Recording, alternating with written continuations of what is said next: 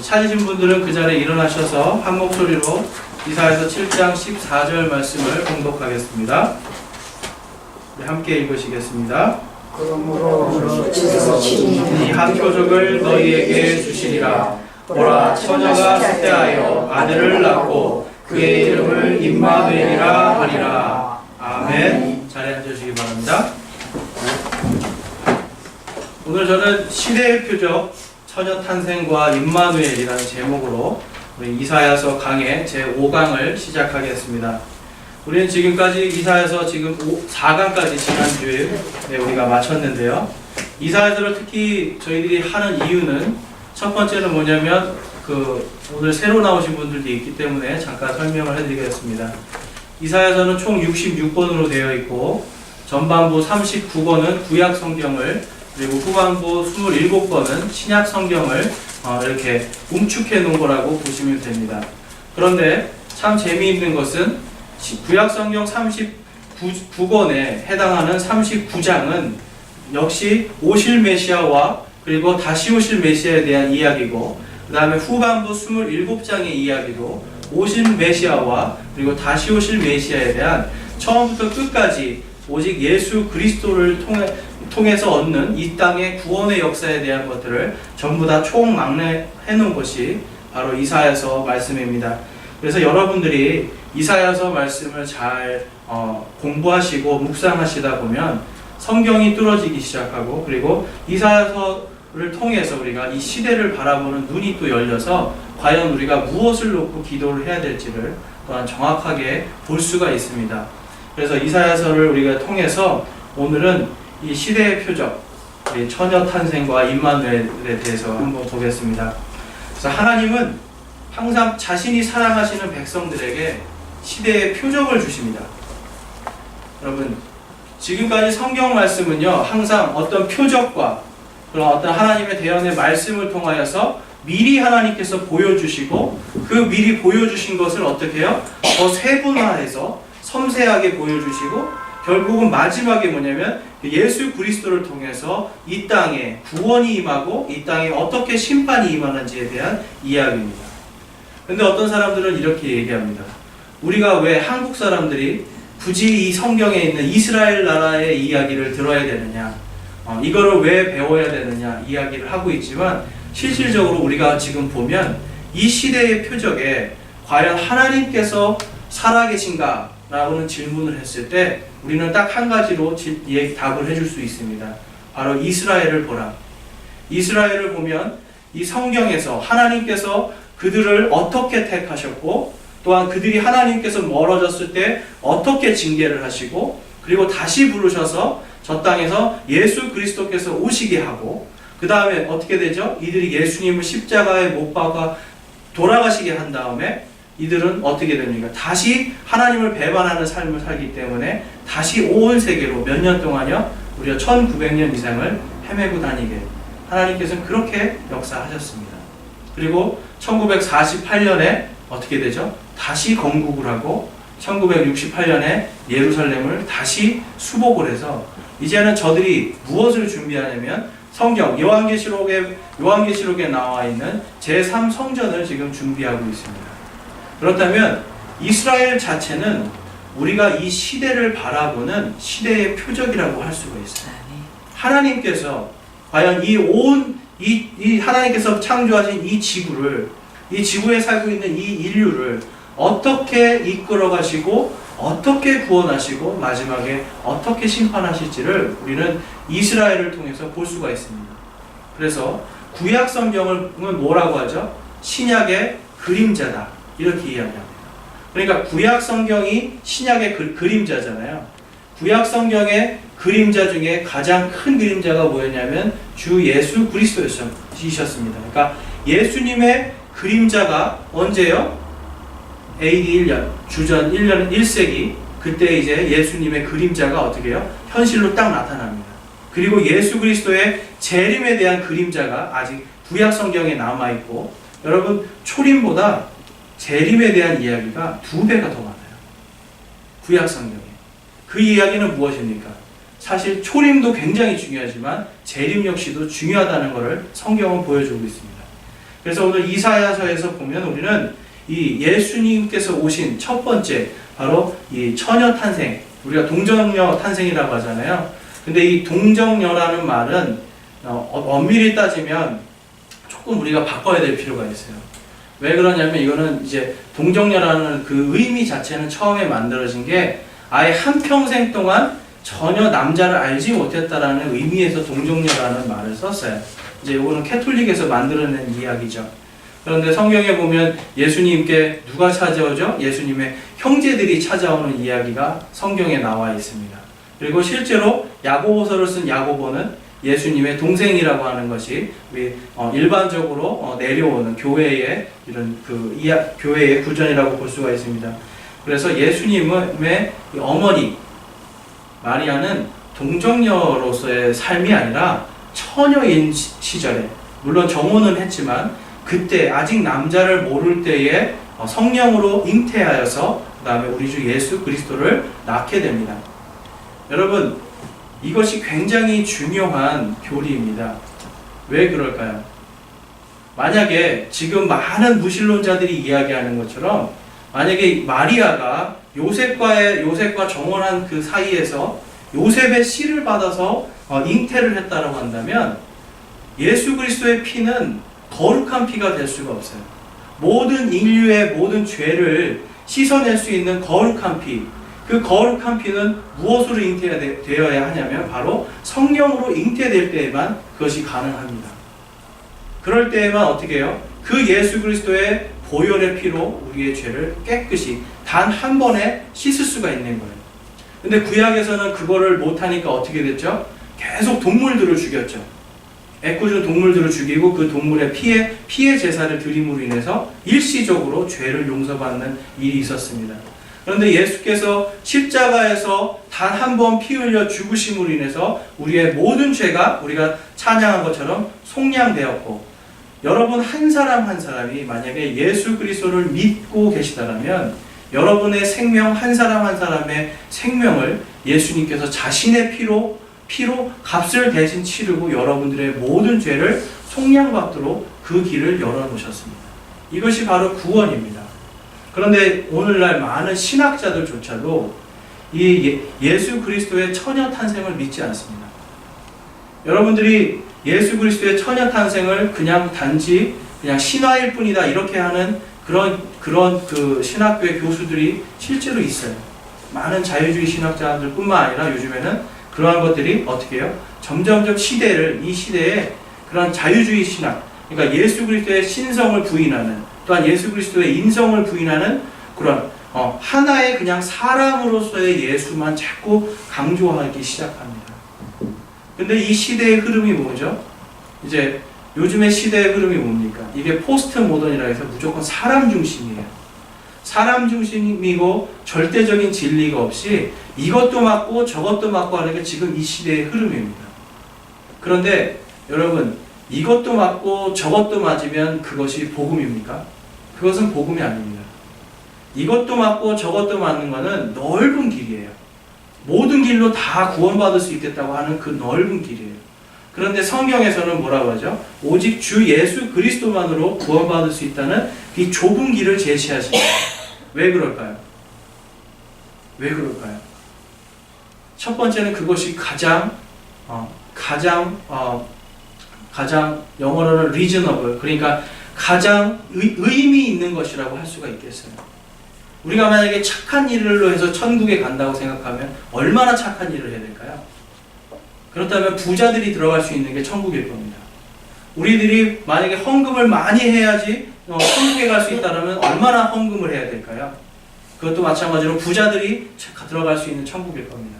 그런데 예수님께서는 누구를 위해서 오셨죠? 가난한 자들, 병든 자들, 과부들, 도저히 구원받을 수 없는 그 죄인들을 위해서 이 땅에 오셨어요. 그것이 그렇기 때문에 예수님께서는 가장 구원받을 수조차 없는 존재에게도 구원의 길을 열어주시기 위해서 누구의 이름으로? 오직 예수 그리스도의 이름으로 구원받을 수 있는 그 길을 열어주신 거예요. 가장 작은 길이지만 가장 확실한 길, 튼튼한 길입니다. 그런데 오늘 이사야서에서 보면 바로 이 예수님께서 14장에 처녀의 몸에서 탄생할 것이라는 것을 언제 지금 예언하고 있죠? 예수님이 오시기 무려 700여 년 전에 지금 이 예언의 말씀을 이사야 대언자를 통해서 지금 선포하고 계십니다. 근데 많은 사람들이 이 14절의 말씀을 가지고 이것은 그냥 역사적인 비유일 뿐이지 실제로 처녀에서 탄생한다는 것이 아니다. 마태복음을 쓴 마태가 착각을 해서 이 말씀을 갖다가 띄우는 거다.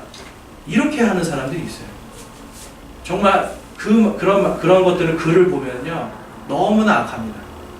너무나 악해요. 왜냐하면 굉장히 그럴싸하게 다 끼워 맞히거든요. 여러분들이 오늘 이 이사야서 말씀을 통해서 그러한 사람들의 그 자기 개인적인 생각들, 그리고 전혀 예수 그리스도를 하나님의 아들로서 하나님으로서 보지 않기 때문에 바라볼 수 없는 정말 시대의 이 표적을 우리들은 볼 수 있기를 원합니다. 그래서 오늘 이 이사야서 7장 말씀의 이 배경을 이제 살펴보면요, 이 유다 왕국의 아주 악한 왕입니다. 아하스 왕 시대입니다. 할아버지 우시야, 그리고 아버지 요담, 아주 하나님 앞에서 굉장히 착한, 하나님 앞에서 선한 왕들이었습니다. 그런데 이 두 왕들이 3대째 와가지고 자식 교육을 잘못 시킨 거죠. 아하스 왕 때 어떤 일이 일어났죠? 아하스 왕이 눈을 하나님께로 보지 않고요, 땅에 있는 시리아를 본 거예요. 시리아를 보니까 시리아는 이 몰렉이라든지 그노스라든지 바알이라든지 이런 이방신들을 쫙 섬기니까 농경지대잖아요. 섬기다 보니까 어떻게 해요? 농경지대에서 그 신들이 주는 축복을 통해서 번영하는 거예요. 쌀이 많고 또한 강대국이고 말도 많고 아주 강력한 군대들이 많았는데 이 아하스 왕이 눈을 하나님께 가야 될 눈을 땅으로 딱 돌리는 순간 하나님과 딱 단절이 되면서 이 사람은 무엇을 합니까? 성전의 문을 닫아버립니다. 성전의 문을 닫았어요. 그 전에 어떤 왕도, 유다의 어떤 왕도 이러한 짓을 하지 못했어요. 성전 문을 닫은 것 뿐만 아니라 성전의 기물들을 어떻게 다 산산조각 내가지고요, 그거를 다 뿌려버렸어요. 그리고 어떻게 해요? 예루살렘 곳곳에 자기를 위한 제단을 쌓습니다. 그러니까 이 사람이 얼마나 악한지 아시겠죠? 하나님 보시기에 얼마나 악한지 아시겠죠? 이 사람이 이렇게 악한 짓을 했는데도 불구하고 하나님께서는 오늘 이 14절 말씀을 아하스 왕에게 주시는 거예요. 저는 이 말씀을 읽으면서 하나님 정말 정말 우리가 상상할 수 없는 사랑을 가진 분이구나. 여러분들의 자녀가 여러분들하고 관계를 끊어버리고 여러분들이 준 것들을 다 필요 없다고 다 내버리고 완전히 부모님을 완전 그냥 무시하고 산다고 생각해 보세요. 사랑은 하겠지만 어떻게 하겠어요? 미움도 안에 있겠죠, 우리 마음에. 그런데 하나님은 그럼에도 불구하고 오늘 이사야서 7장 14절 말씀을 통해서 어떻게 우리의 구원자 예수 그리스도께서 어떻게 오실 건가에 대한 시대의 표적을 주시는 거예요. 그래서 오늘 1절에서 9절까지의 말씀은 뭐냐면 바로 이 아하스 왕이 하나님을 떠나서 시대의 흐름을 보는 눈이 어두워졌다, 가려졌다는 걸 우리가 볼 수가 있어요. 거기에 보면 이제 이 말씀이 구체적으로 되어 있는 게 역대기하 28장의 말씀입니다. 그래서 역대기하 28장을 제가 읽지는 않겠습니다. 역대기하 28장에 가면 거기에 어떤 이야기가 나오냐면 이 몰렉에게 인신제사를 드리는 이야기가 나와요. 여러분, 당시에 어떤 일이 있었냐면 여기 이제 저희가 써놓은 것처럼 흰놈의 골짜기라고 해서 예루살렘에 있는 사람들이 이 쓰레기를 다 갖다 버리는 곳이에요. 그리고 거기 불을 태워서 소각장이에요, 쉽게 말해서. 1년 365일 이 불이 꺼지지 않습니다. 그러니까 이 흰놈의 골짜기에서 어떻게 자기의 아이들을 제물로 바치는 거예요. 누구를 위해서? 우리가 잘 살기 위해서. 인간이 얼마나 악합니까? 내가 잘 살기 위해서 어떻게 해요? 내 애들을 불에 태워서라도 내가 잘 살고자 하는 게 인간의 악한 본성이 그런 것들이 있어요. 그런데 그것을 가장 잘 이끌어서 인간을 미혹하게 만들었던 신이 바로 이 몰렉이라는 신이었습니다. 근데 이 몰렉 신을 딱 이 시리아가 섬기는 걸 보니까 어때요? 이 아하스의 눈이 하나님에게 떠나고 바로 시리아, 이 땅을 딱 보는 순간 몰렉신에게 빠져버리는 거예요. 여러분, 우리가 살면서 우리의 눈이 하나님이 아니라 이 땅의 것으로 딱 내려오는 순간 우리는 바로 하나님이 아니라 다른 신을 섬길 수밖에 없는 그러한 존재라는 걸 우리 깨닫기 바랍니다. 그래서 거기에 보면 이제 제가 지옥에 대해서 잠깐 이렇게 설명을 해놨는데요. 그 흰놈의 골짜기가 이제 이게 그리스 말로 가면 게헨나라는 이름으로 바뀝니다. 그래서 성경의 그리스어 성경으로 보면 지옥이라는 단어는 게헨나, 하데스 이제 이런 것들로 이제 써 있고, 거기에 보면 이제 탈타로스라고 하는 부분이 있어요. 그거는 베드로후서 2장 4절 말씀에 여러분들이 나중에 혹시라도 스트롱 사전이나 이런 것들을 보시면 거기에 탈타로스라고 하는 곳이 있는데, 그게 무엇이냐면 노아의 방주 시대에 인간과 사람과의 어떤 타락되고 그 다음에 그 하나님을 대적했던 그 천사들이 갇혀 있는 지옥의 한 부분이 또한 탈타로스라는 데 있고, 그 다음에 우리가 잘 아는 무저갱 많이 들어보셨죠? 요한계시록에 나오는 무저갱, 그것이 이제 바로 헬라어로는 그리스 말로는 아부소스라고 합니다. 이게 요한계시록 9장, 11장, 17장, 20장에 나오는데요. 이 대환란기에 이제 이때는 거기에서 어떤 생물들, 영적인 생물들, 짐승들 이런 것들이 나와서 어떻게 마지막 심판 때에 사람들을 미혹하는 일들이 이제 생기게 됩니다. 지옥이라는 것들이 지금 우리 여러분들이 가지고 흔히 보고 계시는 개역 한글 성경이나 이런 데 보면 다 뭐라고 되어 있냐면 스올로 되어 있어요. 스올이라고 되어 있어요. 그래서 스올이라는 게 뭐냐면 이건 히브리어입니다. 히브리어로 스올은 지옥입니다. 지옥. 그런데 지옥이라는 말 자체를 그냥 지옥이라고 쓰면 되는데 이제 스올이라고 해서 이 의미를 이렇게 희석시켜 버리죠. 요즘에 새로 이렇게 나오는 그런 번역되는 성경들은 철저하게 지옥이라는 단어를 없애버립니다. 왜냐하면 그거를 번역하는 사람들이 지옥의 존재 자체, 이거는 실제하는 장소가 아니라 우리가 사는 이 땅이 바로 지옥이다, 이런 개념을 갖고 있거든요. 그래서 여러분들이 성경을 보실 때 혹시 스올이라는 단어가 나오면 이거 지옥이구나, 그렇게 생각하시면 되고, 지옥에는 이렇게 네 가지의 다른 구역들이 있다는 걸 여러분들이 그냥 참고해 주시면 좋겠습니다. 그래서 여러분 지옥이라는 것을 우리가 제가 설교학 시간에 설교학을 배울 때 그 교수님이 그러시더라고요. 목회 성공하고 싶으면 절대 지옥 설교하지 마라. 목회 성공하고 싶으면 죄하고 지옥에 대해서 설교하지 말아라. 그런데 여러분, 지옥이 없으면 천국은 왜 있어야 됩니까? 지옥이 존재하기 때문에 하나님께서 계시는 구원에 우리가 구원받아서 갈 수 있는 천국, 하나님의 왕국은 또한 반드시 필요한 거예요. 그래서 지옥이라는 것들이 여러분, 우리가 구원받지 못한 사람들이 가는 그곳에 대해서 생각해 볼 때 우리가 오늘 찬양했던 것처럼 정말 십자가의 그 군기를 들고 나아가야 됩니다. 우리 아하스 왕이 지금 하나님께서 자기에게 지금 주시는 이사야의 대언을 듣고도 그의 눈이 어떻게 해요?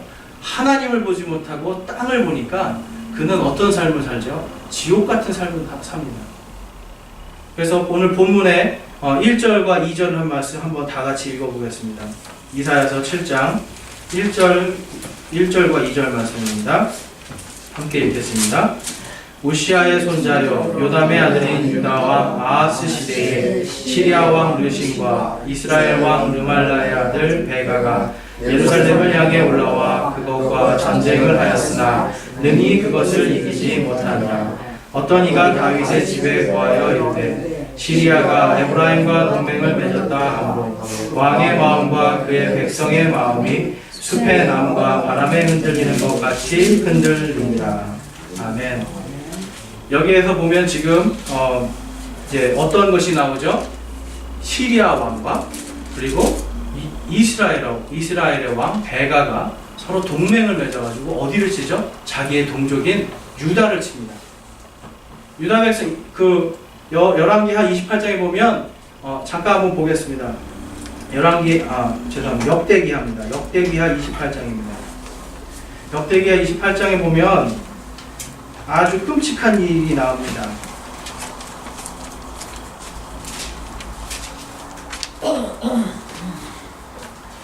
아하스 왕이 이제 통치 시대에 있었던 일들을 이제 이야기하는데요. 그가 20살 아주 젊은 나이에 왕이 됐는데요.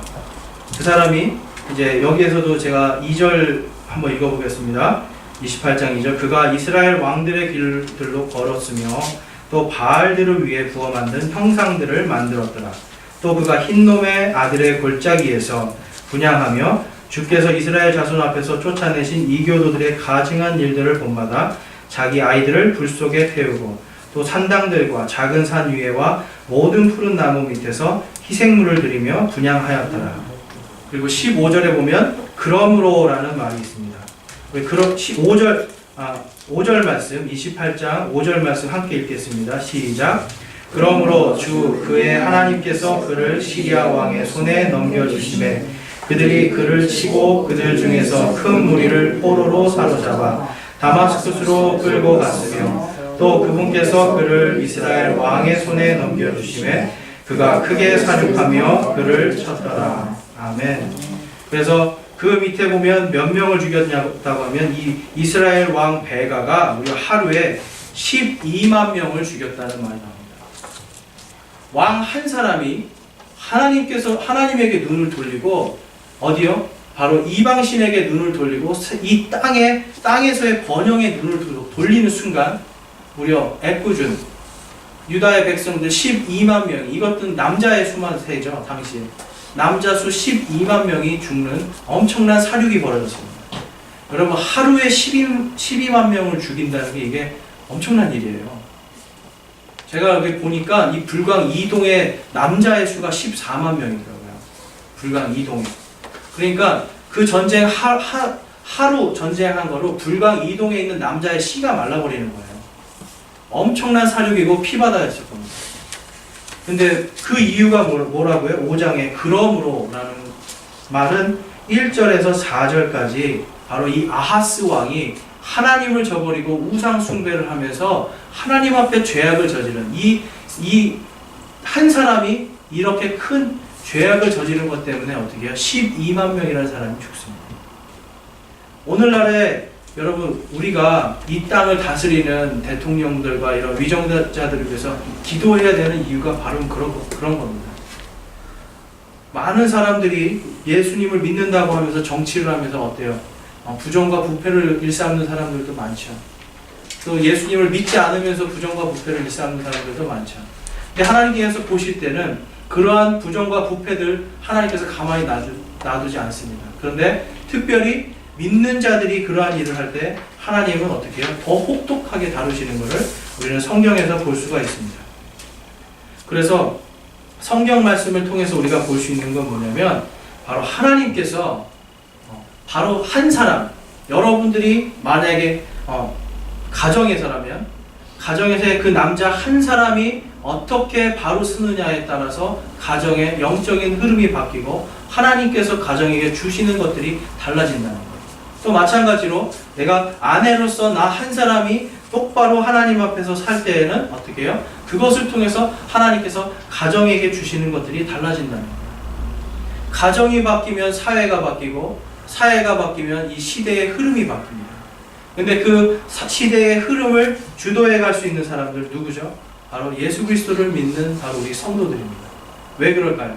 우리가 하나님을 바라볼 때, 우리 눈이 하나님을 바라볼 때에 우리는 이 시대를 바라보는 눈이 바뀌기 때문입니다. 많은 부모님들이 아이들을 위해서 굉장히 많은 노력을 하고 있는데 과연 그 아이들이 어떻게 될지 그 다음을 우리는 봐야 된다는 거예요. 이 시대의 표적을 따라서 내 아이가 아하스처럼 된다고 생각해 보세요. 끔찍한 일인 거죠. 아하스 다음에 나온 왕이 히스기야 왕이죠. 하나님을 잘 경배했던 왕이죠. 내 자녀가 아하스가 아니라 히스기야 왕 같은 이러한 사람이 될 수 있도록 기도하는 것, 그런 것이 굉장히 중요합니다. 거기에서부터 시작되고요. 우리 부모님들은 특별히 정말 하나님을 내가 먼저 바라보고 그리고 나의 자녀들이 하나님을 바라볼 수 있도록 간절히 기도하시고, 내가 하나님을 바라보지 못하는 부분이 있다면 하나님을 보도록 철저하게 내 자신을 내려놓고 내 자신을 하나님 앞에 드러내 드려야 됩니다. 그럴 때에 우리는 하나님을 바라보는 눈을 통해서 아하스와 같은 이런 끔찍한 일들이 벌어지지 않는 것을 막을 수가 있어요. 막을 수 있는 것이 예방이 가장 좋잖아요. 일 터진 다음에 뭘 하려고 하면 안 되는 거죠. 우리 계속해서 7절과 9절 말씀 보겠습니다. 이 7절과 9절 말씀, 이사야서 7장 7절과 9절 말씀입니다. 주 하나님이 이같이 말하노라. 그 일은 서지 못하며 이루어지지 못하리라. 시리아의 머리는 다마스쿠스요, 다마스쿠스의 머리는 느신이며 65년 내에 에브라임이 패망하여 한 백성이 되지 못하리라. 아멘. 여기서 이 에브라임은 누구를 얘기하는 거죠? 바로 이스라엘 민족을 이야기합니다. 여러분들이 창세기에 보시면 거기에서 이제 그 요셉이라는 인물이 나오죠. 요셉의 두 아들 중에 누가 에브라임이죠? 둘째. 첫째는 므낫세고 둘째는 에브라임입니다. 근데 야곱이 누구에게 오른손을 얹어서 축복을 하죠? 바로 에브라임에게 합니다. 그래서 나중에 이 요셉의 족속은 에브라임과 그다음에 므낫세로 나누는데 거기서 보면 뭐냐면 이스라엘의 다른 민족들을 축복하기 전에 야곱이 제일 먼저 누구를 축복하냐면 바로 에브라임을 축복해요. 그러면서 나중에 장자였던 르우벤은 어떻게 되죠? 르우벤은 이 아버지의 첩하고 이 성관계를 맺은 것 때문에 어떻게 됩니까? 잘려나가게 됩니다. 그래서 르우벤 족속은 나중에 없어지게 됩니다. 그리고 그 자리를 원래는 장자가 들어가야 될 자리를 이제 에브라임이 그 자리에 들어가서 북왕국 이스라엘 10개의 민족을 전체를 다스리는 최고 우두머리가 되는 게 바로 에브라임이에요.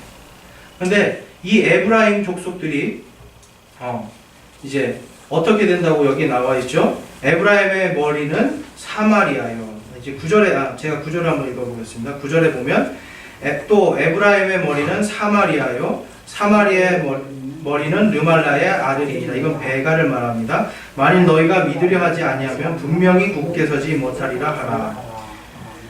철저하게 이스라엘 백성들, 이 에브라임이 이끌고 있는 북왕국 이스라엘, 북이스라엘 왕국이 이제 철저하게 패망하고 멸망할 거를 지금 하나님께서 말씀하시는 거예요.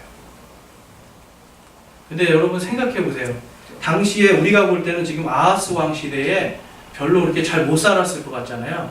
근데 이스라엘에서 우리가 잘 아는 악한 왕들이 몇 있는데요. 아합 왕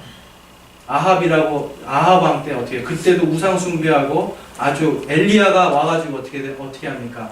이 바알의 제사장들을 싹 불로 태워 죽이는 그런 일도 일어나죠. 가장 악했던 때였어요. 그때도 실질적으로 북이스라엘은 번영할 때였어요.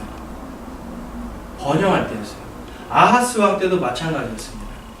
힘이 있고 번영할 때였어요. 근데 이 아하스는 이제 유다의 왕이잖아요. 그러니까 우리가 이 땅에서 사실 그래요. 번영이라는 거, 우리나라가 잘 살면 좋잖아요. 근데 우리가 잘 살게 해주십시오. 여기까지만 기도하면 안 돼요. 잘 살고 번영할수록 어떻게 해요? 이 민족이 겸손하게 하나님 앞에 무릎 꿇을 수 있게 해주십시오를 더 간절히 기도해야 돼요. 그것이 안 되면 풍요와 번영이라는 거는 어떻게 하나님께서 입김 한 번만 탁 부르면 없어지는 거예요.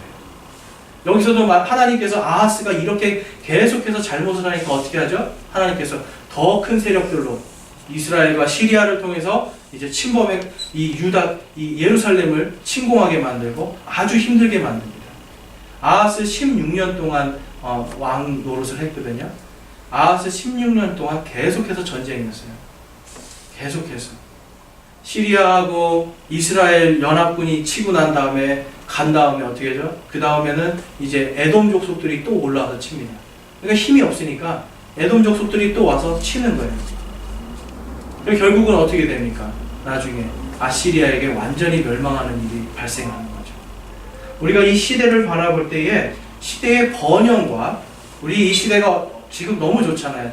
최첨단 시대고 편안하고 번영한 이거를 여러분들 꿈꾸고 이것이 정말 하나님께서 우리에게 주는 축복이구나 이렇게 생각하시면 안 된다는 거예요. 우리가 정말 받아야 될 축복은 뭐냐면 우리가 더 낮아지고 겸손하게 하나님 앞에 무릎 꿇을 수 있는 그 믿음을 주시는 것을 우리는 그것을 축복이라고 여겨야 돼요. 그럴 때에 나 한 사람이 국가를 위해서 나 한 사람이 무릎 꿇을 때에 이 시대는 바뀔 수가 있습니다. 왜냐하면 내가 하나님의 구원의 계획을 알고 그것을 실천할 수 있기 때문에. 그래서 결국은 어떻게 됩니까? 이제 아까 우리가 읽은 것처럼 65년 내에 이 북이스라엘 왕국은 패망하게 됩니다. 이 65년이라는 건 뭐냐면 그 BC 786년에 이 우시아 왕 시대에 아모스 선지자를 통해서 아모스 대언자가 이제 이스라엘의 멸망을 이제 선포해요.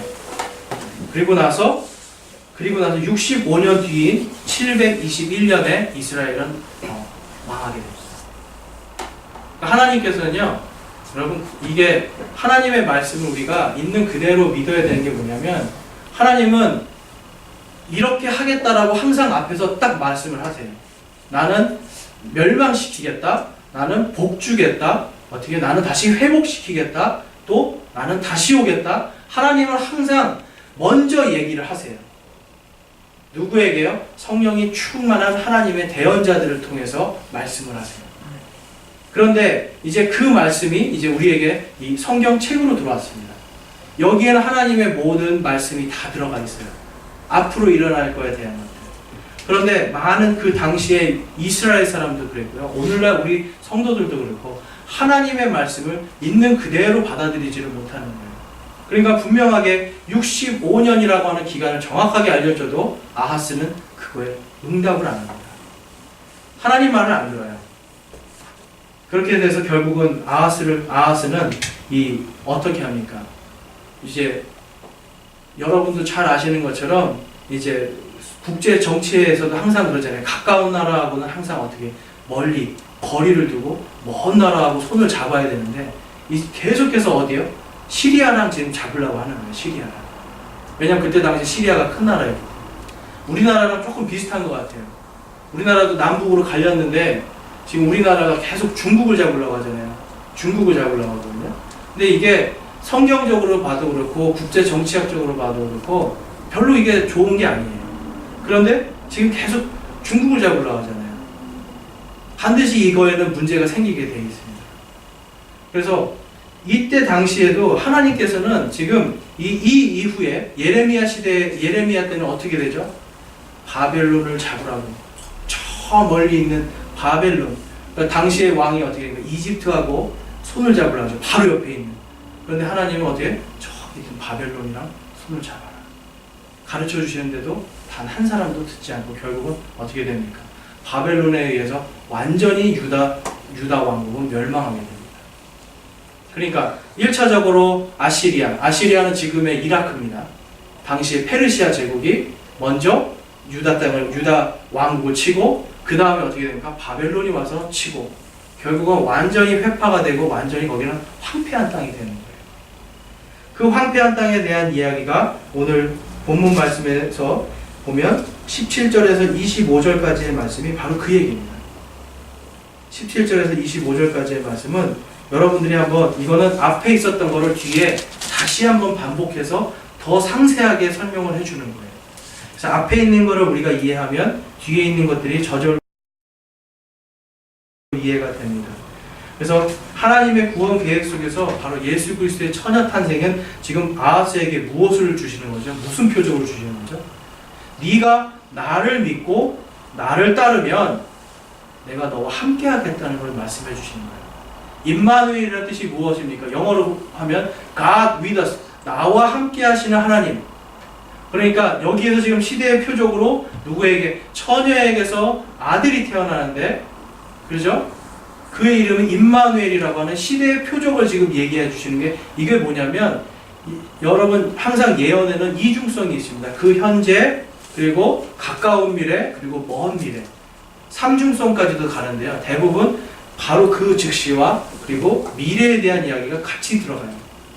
그런데 오늘 이 아하스에게 하나님께서는 지금 700년 뒤에 있을 우리 구원자 예수 그리스도에 대한 예언을 주시는 거예요. 그렇지만 동시에 뭐냐면 네가 나를 따르고 내 말들을, 내 명령들을 지키면 어떻게 하겠다? 다윗의 시대와 같이 내가 번영하게 해주겠다. 하나님께서 주시는 그 번영을 주시겠다고 하는 거예요. 다윗의 시대에는 어떤 일이 있었죠? 시리아가 오히려 이 이스라엘 왕국에 다윗의 왕국에 조공을 바쳤어요. 오히려 조공을 바치던 나라였어요. 조공을 바치던 나라가 이제는 어떻게 돼요? 아하스라는 왕이 하나님께서 떠나가자마자 바로 쳐가지고 자기들을 억누르고 괴롭히는 존재들로 바뀌는 거예요. 다윗 왕이 왕이 되기까지 전투에서 다윗은 단 한 번도 지지 않았어요. 단 한 번도 지지 않았어요. 다윗은 딱 한 번 졌어요. 누구에게? 자기 자신에게 졌어요. 자기 자신에게. 자기의 가장 충복이었던 우리아의 아내를 뺏기 위해서 우리아 장군을 죽음으로 몰아넣은 거죠. 자기 자신에게 한 번 졌어요. 그걸로 인해서 그의 인생이 굉장히 피폐해집니다. 나중에 아들에게도 어떻게 돼요? 왕권 때문에 쫓겨서 도망다니고 하는 그 일들이 발생해요. 근데 이 아하스에게는 하나님은 이렇게 악한데도 시대의 표적을 주셔서 내가 너와 함께 하겠다는 약속을 주시는데도 불구하고 아하스는 거기에 응답하지 않습니다. 여러분, 우리는 하나님의 말씀을 읽으면서 이 하나님의 말씀이 역사적으로 그리고 이게 문자적으로 무슨 말씀을 하시는지를 먼저 알고 그 다음에 내가 그것을 통해서 나 자신을 비추어 보고 이스라엘의 이런 타락들, 아하스 왕을 비추어서 나는 아하스 같은 모습이 없는가, 그런 걸 우리는 살펴봐야 하고, 또한 그거를 통해서 어떻게 회개하면서 철저하게 하나님 앞에 겸손하게 나가도록 노력해야 됩니다. 그러면 하나님께서 나에게 지금 이 시대에 나의 삶 속에서 주시는 하나님의 말씀을 내가 받을 수가 있어요. 꼭 어떤 성령 충만한 사람이 나에게 어떤 예언을 해주고 이렇게 받는 것보다 내가 하나님 앞에 철저하게 겸손하게 무릎 꿇고 하나님 앞에 나아갔을 때 하나님께서 나에게 주시는 그 말씀 하나, 성경을 통해서 주시는 말씀 하나, 이 기도에 통해서 기도의 영감을 통해서 주시는 이 말씀 하나가 나를 철저하게 하나님 앞에 무너뜨리고 무릎 꿇으면서 어떻게 임마누엘의 하나님, 나와 함께 하시는 그 하나님을 내가 경험하고 누리면서 살 수가 있는 거예요. 그렇기 때문에 우리는 하나님을 두려워하면서 바로 이 처녀 탄생의 이 표적이 왜 하나님께서 아하스에게 주셨는가를 우리는 분명히 알아야 됩니다. 오늘 이 말씀이 또한 오늘을 사는 우리에게도 동시에 주십니다. 무엇을요? 임마누엘의 하나님, 우리와 함께 하시는 하나님으로 우리에게 주시는 말씀이에요. 예수께서 700년 후에 이 대언의 말씀이 선포된 후에 700년 후에 태어나시죠. 그리고 예수님께서 어떻게 되십니까? 십자가에서 우리의 모든 죄를 위해서 자기의 물과 피를 다 쏟으면서 돌아가셨어요. 우리의 죄를 위해서. 그리고 우리의 의로움을 확인시키고 의롭고자 칭하기 위해서 부활하셨습니다. 예수님께서 부활하심은 무엇이냐면 우리가 그분을 통해서 의롭게 됨을 확증시켜 주시는 확실한 증거입니다. 우리가 그 증거를 바라볼 때 우리는 그 예수 그리스도를 통해서 하나님을 바라볼 수가 있습니다. 아하스 왕은 당시에 누구를 통해서 하나님을 볼 수가 있었죠? 바로 대언자들을 통해서 하나님을 볼 수가 있었어요. 그런데 아하스 왕은 보지 않았습니다. 예수님 당시에는 사람들이 누구를 통해서 하나님을 볼 수가 있었죠? 바로 우리 주 예수 그리스도를 통해서 볼 수가 있었습니다. 교회 시대에는 무엇을 통해서 우리가 하나님을 볼 수 있었죠? 바로 이 하나님의 말씀, 우리에게 주신 하나님의 영감으로 주신 완전한 하나님의 말씀을 통해서 우리가 하나님을 바라볼 수 있는 그 길을 열어주셨어요. 오늘 우리는 이 말씀을 통해서 단순히 이게 그냥 예수님 태어나시기 전에 700년 전에 이렇게 이런 예언이 700년 후에 딱 맞아버렸네, 이 정도까지만 생각하시면 안 된다는 거예요. 이 말씀이 지금 누구에게 주어졌느냐? 바로 아하스 왕. 그토록 악한 그 아하스 왕에게도 하나님께서 사랑과 긍휼의 마음으로 너와 함께하는 하나님 임마누엘의 하나님을 시대의 표적으로 주겠다고 하는 약속을 주시는 거예요. 여러분들은 그 시대의 표적을 볼 수 있습니까? 없습니까? 우리는 하나님 앞에서 이 하나님 말씀을 통해 가지고 철저하게 우리 자신을 비추어 보고 우리 자신을 항상 주님 앞에서 점검을 해야 됩니다. 그래서 제가 거기에 여러분들 나눠드린 유인물에는 각 절절마다 제가 하나님의 말씀이 과연 거기에 무슨 뜻인가를 제가 거기 써놨습니다. 그래서 집에 가셔서 공부하시면서 참고하시고, 오늘 제가 여러분들에게 말씀드리고 싶은 것은 무엇이냐면, 우리가 하나님을 바라보는 것이 우선입니다. 하나님을 바라보고 그 다음에 그 눈을 가지고 세상을 바라보기 원합니다. 세상 것만 바라보고 쫓아가면 결국은 아하스와 같이 패망이 되고, 아하스와 같이 내 주변에 있는 사람들이 어떻게 같이 패망하는 그러한 일들이 벌어질 수밖에 없습니다. 그래서 오늘 하나님께서 우리 아하스 왕에게 주신 우리 이사야서 7장 14절 말씀 우리 다 같이 함께 읽고 오늘 설교를 마치겠습니다. 오늘 말씀을 통해서 이 의미를 배웠습니다. 우리 한번 그 의미를 생각하면서 한번 읽어보겠습니다. 시작. 그러므로 주께서 친히 한 표적을 너희에게 주시리라. 보라, 처녀가 수태하여 아들을 낳고 그의 이름을 임마누엘이라 하리라. 아멘. 이 시간 기도하시겠습니다.